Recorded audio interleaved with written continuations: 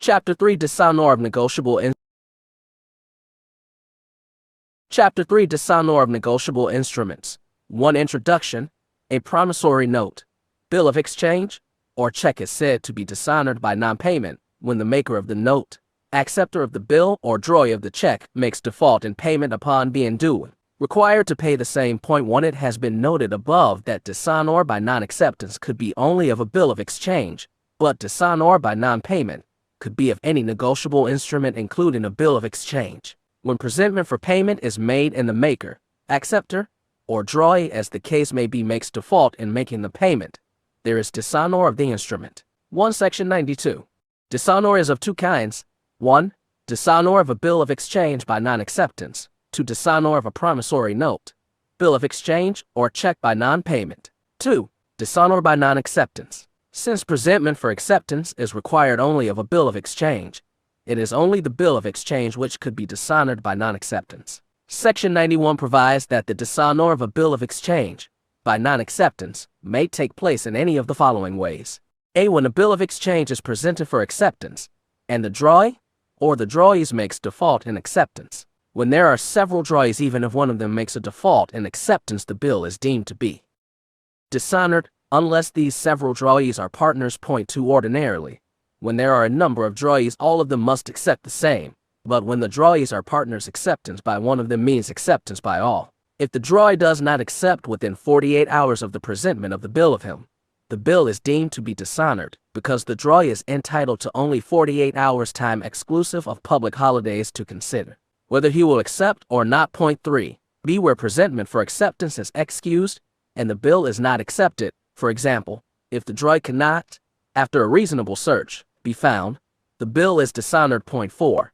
C. Where drawer is incompetent to contract, the bill is treated to be dishonored. According to Section 26, a person capable of entering into a contract can accept a bill, and a person who is not competent to contract cannot make any acceptance. Since a person incompetent cannot contract to make any acceptance, therefore, when such a person is the drawer, the bill is deemed to be dishonored by non-acceptance. D. When the drawer makes a qualified acceptance, the holder may treat the bill of exchange having been dishonored. It is expected that the drawer will make an unqualified acceptance. If the drawer makes a qualified acceptance and the holder agrees to that, all those parties who do not consent to such an acceptance are discharged from their liability towards the holder. 5. It is, therefore, in the interest of the holder that when there is a qualified acceptance by the drawer, he should consider the bill to be dishonored. Examples of qualified acceptance are accepting to pay a different sum, or to pay subject to fulfillment of condition, or to pay at a different place than stated by the drawer in the bill of exchange. 3. Dishonor by non-payment. A promissory note, bill of exchange, or check is said to be dishonored by non-payment when the maker of the note, acceptor of the bill, or drawer of the check makes default in payment upon being duly required to pay the same. 6. It has been noted above that dishonor by non-acceptance could be only of a bill of exchange, but dishonor by non-payment could be of any negotiable instrument including a bill of exchange when presentment for payment is made and the maker, acceptor, or drawer, the case may be, makes default in making the payment. There is dishonor of the instrument apart from that. D16. Mirison California Stores, Incorporated, v. McColgan, 30. Avoidance of taxes is not a criminal offense. The Department of the Treasury IRS Man Book, or Shuttle Agents M4112. Tax avoidance distinguisher from evasion. Any attempt to reduce, avoid, minimize, or alleviate taxes by legitimate means is permissible unless not an evasion of legal responsibility to take what advantages may accrue from the choice of any particular form of organization permitted by law. Varigance.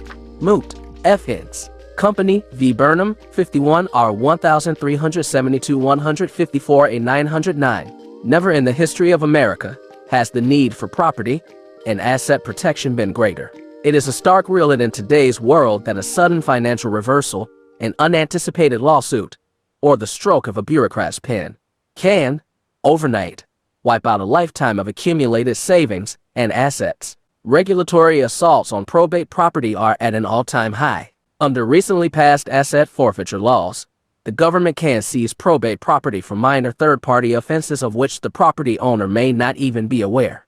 This can create costly legal expenses and tie up time in court, even if the owner is innocent. The Pure Trust organization is a powerful tool, which can be used to protect a citizen's property from the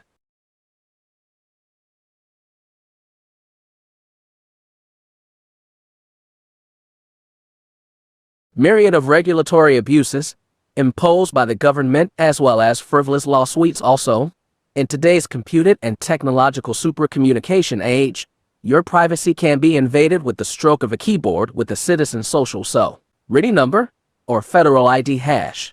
Personal information can easily be discovered that can fraudulently be used to abuse their credit and misappropriate their assets because the Pure Trust organization is lawfully established and bank accounts are opened in a fictitious name without a social security or federal identification number.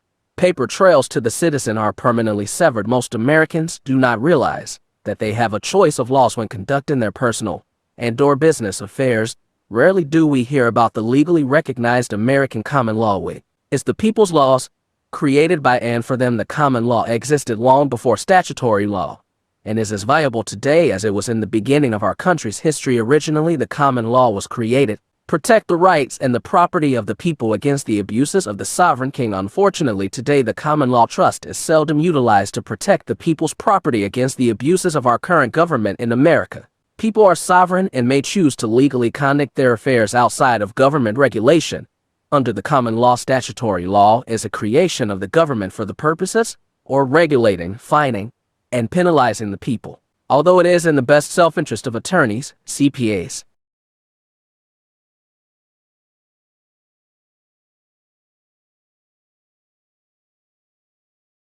and the governmental legislature trust, which are a creature dry and tax requiring liner for high.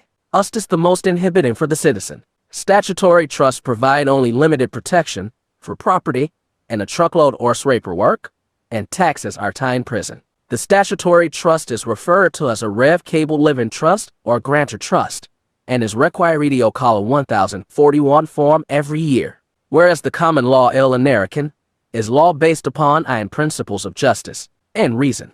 Under the common law, as long as citizens do not infringe upon the rights of others and keep all agreements entered into knowingly, intentionally, and voluntarily, they are absolutely free to legally conduct their lives and/or businesses in any manner they choose. Under the common law, an American citizen cannot be compelled to do anything against his or her consent. The common law trust, being a creature of our constitutional right to contract, has no government regulations, no tax liability, and is not legally required to file a tax return. To put it simply, the Internal Revenue Service and other agencies of the government have no jurisdiction over common law pure trust organizations. It is American free enterprise in its purest form.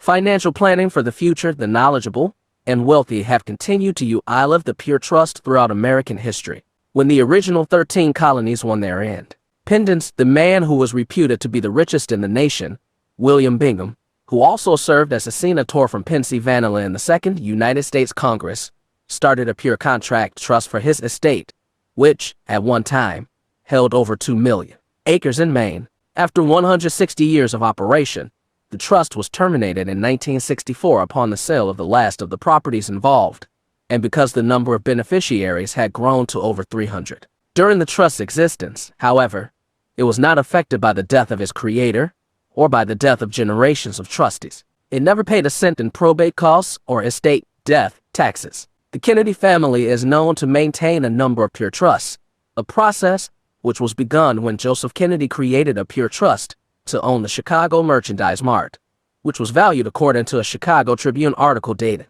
March 22, 1947, at some $30 million.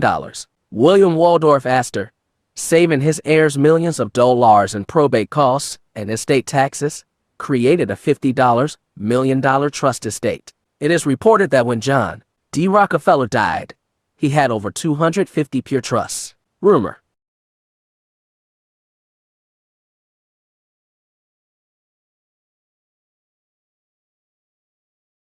has it that the number of Rockefeller pure trusts now tops the 2,000 mark. The billion-dollar-plus Mellon family Mellon Bank has extensively utilized a complex structure of pure trust organizations. The Dallas Morning News carefully researched the estate of Texas oil man H.L. Hunt, who died with less than $30,000 in total personal assets, automobiles valued at $21,250 plus $5,443 in deposit in his name in the bank. Yet, he passed complete control of an estate estimated at $2 to $5 billion to his son, Bunker Hunt, without estate taxes or probate costs, through the use of pure trust organizations. Why are we not utilizing the successful history of the knowledgeable and wealthy? The leading reason people are missing out on the best in trust is because the majority have done nothing in preparing to leave assets to their children. Most people feel that they have plenty of time and will eventually do what needs to be done. There are those who believe a good will is all they need. Their lawyer friend has convinced them that a will is the best option. There is no law that states that an estate has to go through probate, but a will mandates probate. Years ago, knowing that there was no way to stop trust from being used, lawyers arranged the legal system to where, if you used a will, or made no provision for distribution of your estate, then the estate had to go through probate. Wills were then promoted and trusts were ignored until the last 10 years or so.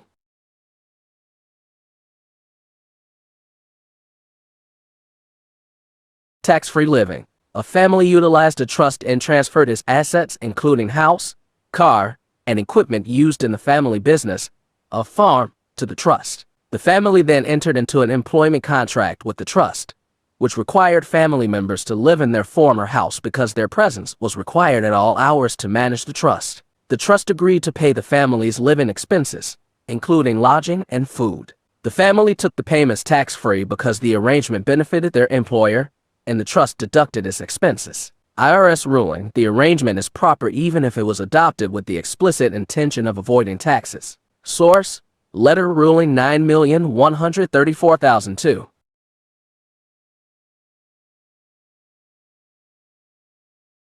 Pure trust definitions. The corpus. The property held within the pure trust is called the corpus. One or more trustees manage the corpus for the benefit of an unlimited number of beneficiaries. Capital unit holders: the exchanger or settler. The pure trust is implemented after it has been signed and executed by all parties to the contract, and the exchanger, who is also called a settler, conveys property into it, creating the corpus of the trust in exchange for capital units. This constitutes a tax-free exchange. The exchanger can hold all capital units or divided them among beneficiaries of the exchanger's choice. The exchanger, settler, can be a beneficiary capital unit holder or only a capital unit holder. Beneficiaries: capital unit holders. Capital units represent 100% of the rights to the proceeds and the rights to the benefits of the property held in the trust. This is called the beneficial interest. This means that although the exchanger no longer owns the property, he retains the benefits.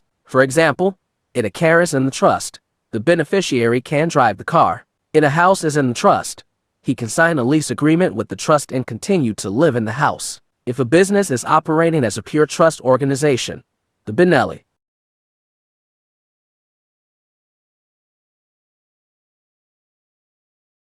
Siri capital holders have the right to the profits and proceeds of the business, etc. Proceeds or thalers off trust are netted. ERS, a beneficiary capital unit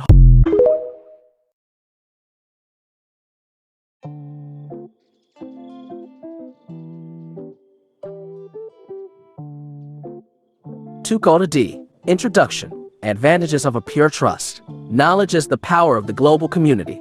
For those who consider confidentiality vitally important, trusts offer privacy, protection, profit. A trust provides the first step toward total privacy.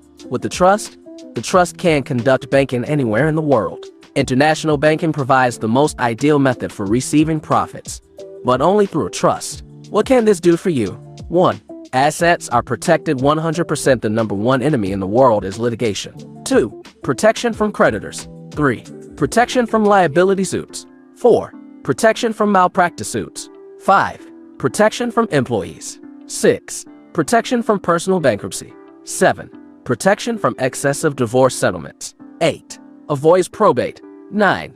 Avoids inheritance tax. 10. Avoids estate taxes. Pure trust organizations.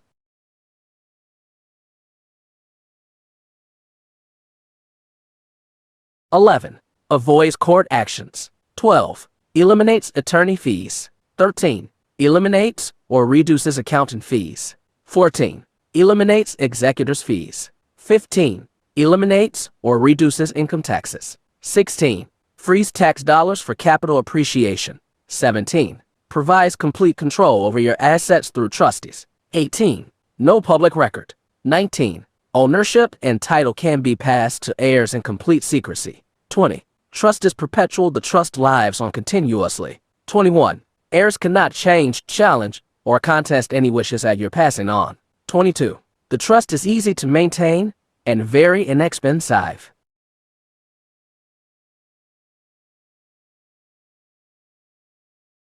Principles of trust. The people perish for lack of knowledge.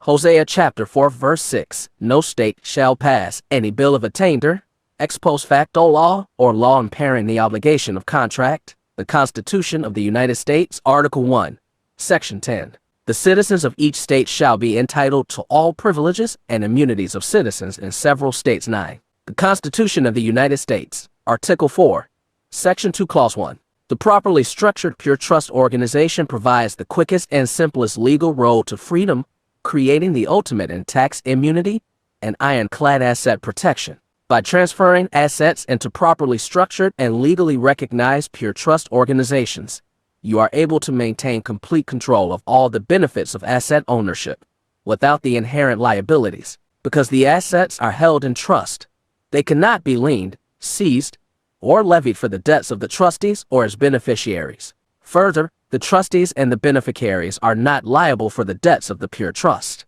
American citizens have the unlimited freedom to hold, transfer, sell, or dispose of their property in any manner.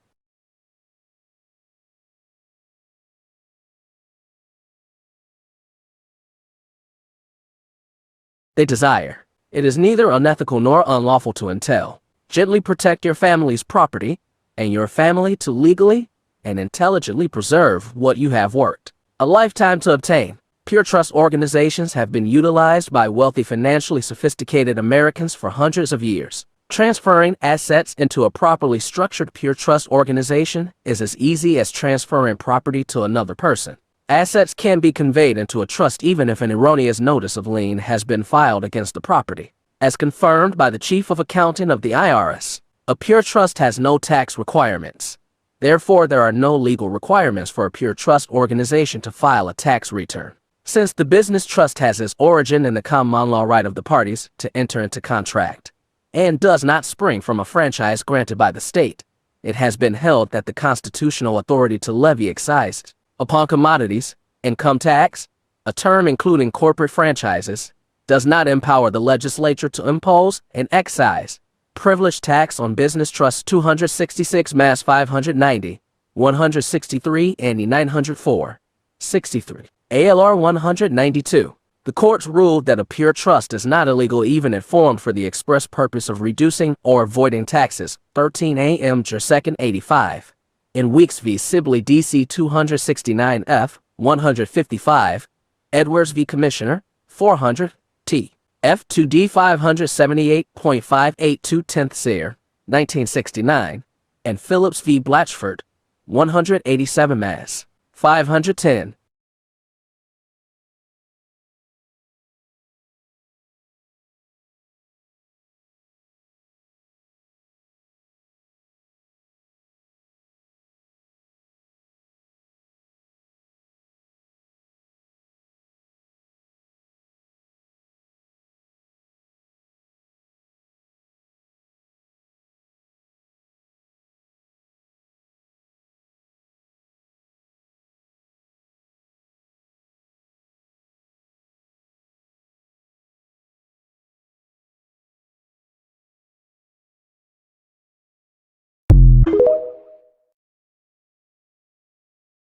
Your lawyer's secret oath? What was the effect and the significance of the Erie versus Tompkins case decision of 1938? The significance is that since the Erie decision, no cases are allowed to be cited that are prior to 1939. There can be no mixing of the old law with the new law. The lawyers, who are members of the American Bar Association, were and are currently under and controlled by the Lawyers Guild of Great Britain, created, formed, and implemented the new bankruptcy law. The American Bar Association is a franchise of the Lawyers Guild of Great Britain. Since the Erie v. Tompkins case was decided, the practice of law in this country was never again to be the same. It has been reported, source unknown to writer, that every lawyer in existence and every lawyer coming up has to take a secret oath to support the bankruptcy. This seems to make sense after you read about Mr. Sweet's case file disappearance discussed later in this report. There is more to it. Not only do they promise to support the bankruptcy, but the lawyers and judges also promise never to reveal who the true creditor party is in the bankruptcy proceedings. In court, there is never identification and appearance of the true character and principle of the proceedings. This is where you can get them for not making an appearance in court. If there is no appearance of the true party to the action, then there is no way the defendant is able to know the true nature and the cause of the action. You are never told the true nature and the cause of why you are in front of their court. The court is forbidden to tell you that information. That's why, if you question the true nature and cause, the judge will say, "It's not my job to tell you. You are not retaining me as an attorney and I can't give you legal advice from the bench. I suggest you hire a lawyer."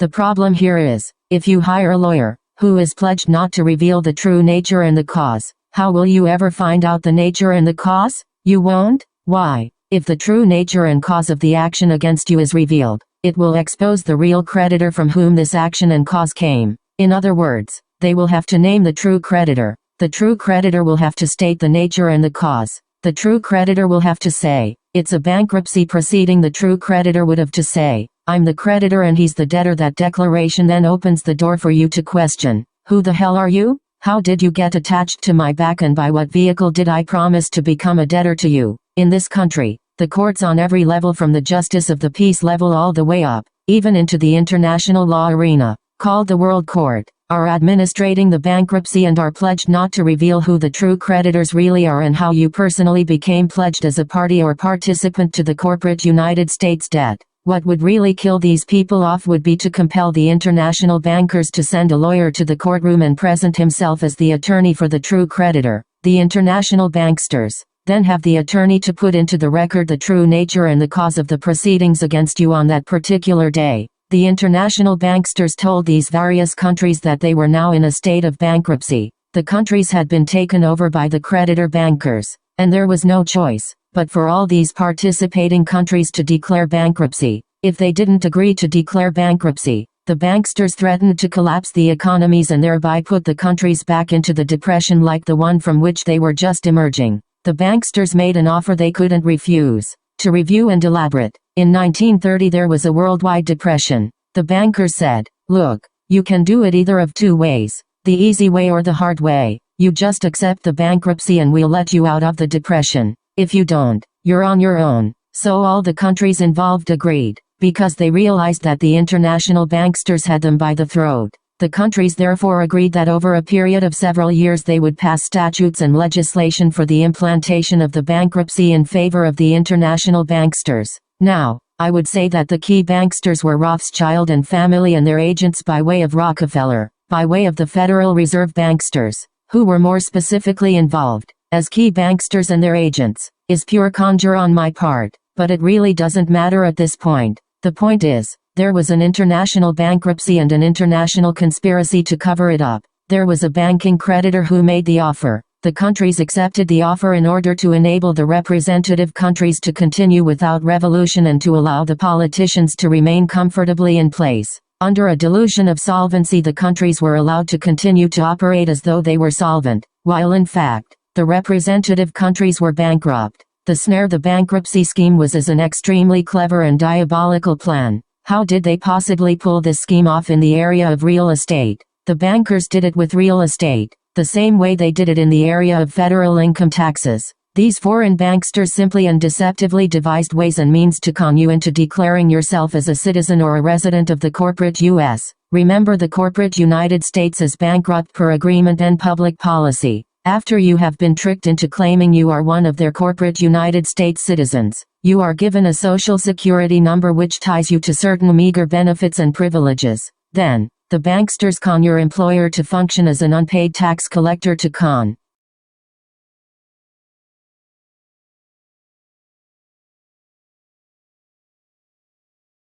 you into filling out their W-4 intangible property gift forms and 1,840 voluntary agreements. These slick paper agreements establish your voluntary indebtedness to the bankster creditor. If at any time you decide to balk at this scheme, because you don't like it, the real creditor never has to make an appearance in court to list the true nature and cause of the actions which is being brought against you. You end up dealing with an agency. The agency can conveniently grant itself immunity from prosecution because all it is doing, without your knowledge, of course, is administrating the bankruptcy, which the government agreed per the Geneva meetings. The court system never lets you put the original creditor on the courtroom stand, so you can ask him how he got attached to your back. The system is set up in such a way that the true creditor is protected and never has to make an appearance and never has to answer any of your questions or produce documents. Therefore, the true creditor never has to produce the law that gives him the right to pledge you, your body and labor, into indebtedness bandage servitude. Why? Because the Geneva Agreement in 1930 was done by treaty. The bankruptcy was not done by legislation. The agreement came first, signed in secrecy. Then Congress began to pass legislation to fulfill the bankruptcy obligation required by the treaty. Legislation being passed by Congress was henceforth and is thereby bankruptcy legislation. When cases came before the courts could make decisions based on the new controlling law of bankruptcy. It had nothing to do with constitutional rights. Now, any case brought in is under the new bankruptcy law and is not considered as a true constitutional case. It is now a bankruptcy case as distinct from, but cleverly disguised as a constitutional case. The members of the Supreme Court, of course, realized what was happening to them in the system of law. The court was being asked to perform in a creditor-debtor bankrupt proceeding to the benefit of the bankster creditors.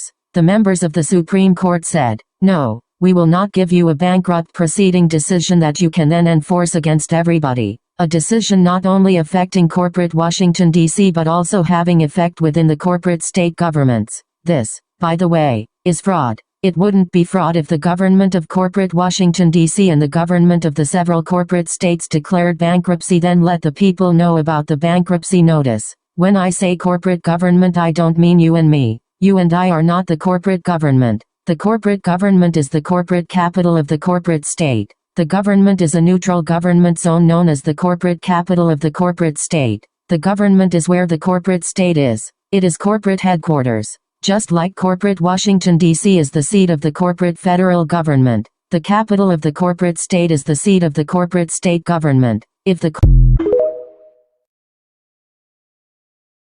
recent case, he won his case. He went into court and defended his common law lien on his property so as to be compatible with statutory law. The judge said, "However, since you presented me with a lien on your property, I will stipulate that the county is the owner of your property with the provision that all liens be satisfied." Sweet was very happy about the judgment. Sweet doesn't care if the county is the owner of the property because the county can't take the property for the next 90 years. The county can't take the property away from him because of his common law lien on the property. Sweet is free to use it, rent it, whatever. If the county really wants the property, they have to satisfy the lien first. However, there is a problem regarding setting a precedent. Sweet went back a couple of weeks later and asked them to punch up his case number. Guess what? The case number had disappeared. The reason the case number disappeared is that after the judge ruled the county owned the property, subject to the lien, it became a case that goes against the corporate county bankruptcy public policy. Since Sweet placed a lien on his own property, he is the one who has to be paid off first, not the county. The county is not required to satisfy the lien before the county is allowed to take possession of the property. The property is probably not worth the price of the lien. This would not satisfy the true creditors, the international banksters. If the county pays Sweet off first, the city has to put on their records a $75,000 deficit. The true creditors wouldn't like that deficit. They certainly wouldn't like the fact that Sweet's clever maneuver had outfoxed the foxes. What if 100, 200, 1,000, or 10,000 people in your state would just put a common law lien on their property and then stop paying taxes? Then cited Sweet's case, it would set a precedent. Let the county have the property as long as the judge makes the judgment subject to existing liens. In this situation, the county would end up holding all this property but could have no use of it. No rent, no taxes, no permits, all deficient. The bankster creditors certainly don't like this scenario. The banksters don't want any cases administered except through the application of bankruptcy procedure. The banksters want your rights, privileges, and due process strictly administered by and through the corporate courts under their corporate public policy. International bankruptcy procedure. The international banksters and their unregistered foreign agents don't want any evidence on the record, showing how you can get out from under them. Any revenue collecting individual or agency such as the courts, judges, lawyers, law enforcement officers, and tax collectors who are attempting to take money from you as a private American must be registered as a foreign agent. If they are not duly registered and properly identified, they are involved in extortion treason against private Americans. How sweet it is. As part of Sweet's maneuver, he filled out a financing statement using the UCC-1 form, whereby he put his wife and himself as debtors and creditors. Now, the legal situation is switched. The UCC-1 financing record Sweet filed with the state shows Sweet and his wife as being the parties of interest recorded with the state rather than the presumption that the international banksters are the parties of interest. There is an office within each corporate state, Secretary of State, that handles the Uniform Commercial Code UCC-1 claim forms. Since Sweet is listed on corporate state records as debtor and the creditor on his own property, his property can't be put up in any way for collateral against any debts claimed by the banksters.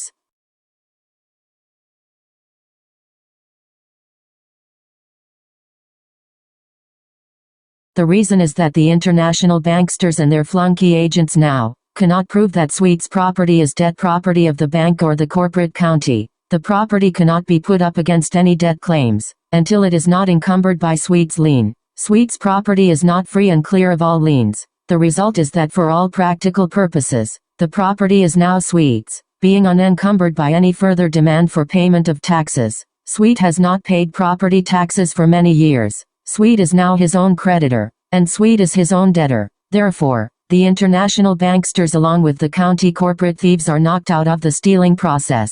How sweet it is. Congratulations to Mr. Sweet. You may want to do it the way Sweet did. If you own property, you will need to get your deed and a common law lien, then fill out a UCC-1 form, then file it with the Secretary of State. This seems to be the only way for you to get out from under being a debtor of these bastardly corporate foreign international banksters.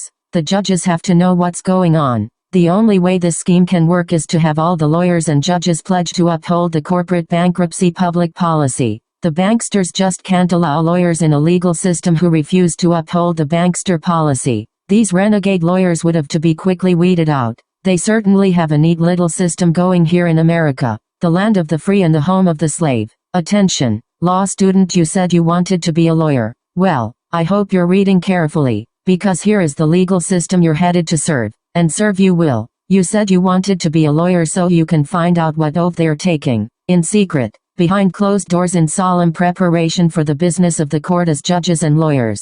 Now, you know the oath. The oath is simply to uphold the bankruptcy. If you want to be a lawyer and want to make a living as a lawyer, I can tell you this. They will weed you out at the very beginning if you don't bring in your paperwork under the bankruptcy procedures. If you try to defend your clients and try to help your clients, they will get rid of you. They will pull your license. So you spent all that money and time going to school under the disguise of helping people and you're wasting your time. Without that license you can't go into a courtroom. I would think about this.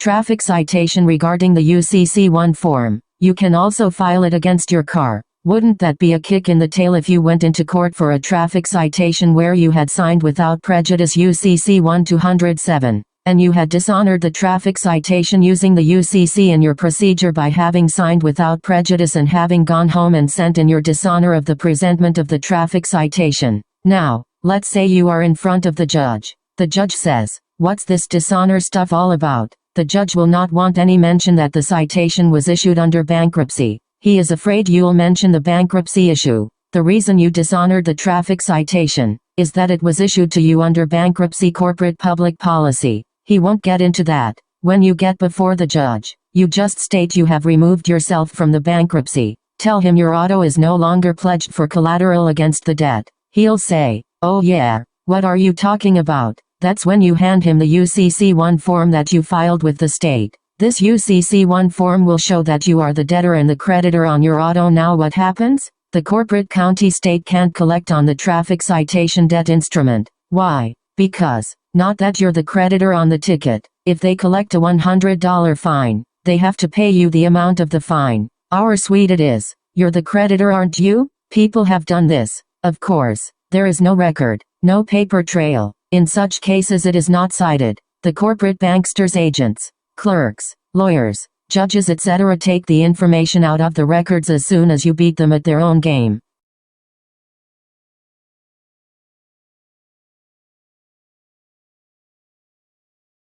Here is what I think happens in these cases. The American Bar Association is a franchise of the Lawyers Guild of Great Britain. The American Bar Association is not concerned primarily with what happens in any case on the local level. However, when a case leaves the local level, by that, I mean the state court, city court or the justice of the peace, or even the federal court, and goes to the appeals court, it would appear that the American Bar Association takes notice of the case. It would seem that the American Bar Association must have an agreement that any action brought on an appeal must be reviewed by the American Bar Association. If this is true, it would make sense. How else would the American Bar Association, a branch of the Lawyers Guild of Great Britain, which is the legal arm of the Rothschilds dynasty, be able to monitor and administrate the corporate bankruptcy? It would appear that the American Bar Association would be compelled to review all appeal cases and to make certain any case brought under common law or the constitutional law that would expose the bankruptcy would be immediately stamped on the back that this case is not to be cited or published. I believe that this is the stamp origin and purpose of the stamp message in such cases. The Justice Department may be able to do that in Washington, D.C. I can't see where any judge or lawyer could have the authority to stamp or label the case as one not to be cited for future cases. I think that is an official stamp from the American Bar Association. The bankruptcy accounting system now. Joe, law student, if you're still attending classes and you have a good professor, ask him/her about just where the stamp comes from that you've seen on many cases. Just who put it on the paperwork and just who authorized the citation restriction. Just who is tampering with the law. There is one thing certain. The creditor and/or his agents are watching these cases very carefully. The creditor and his agents must balance their books. When you think of the IRS, be aware that the IRS is an agent of the creditor, the corporate international banksters. This is just one of the banksters' stateside agencies. The General Accounting Office, GAO, is another agency they use for this country. This is where all the accounting goes to keep track of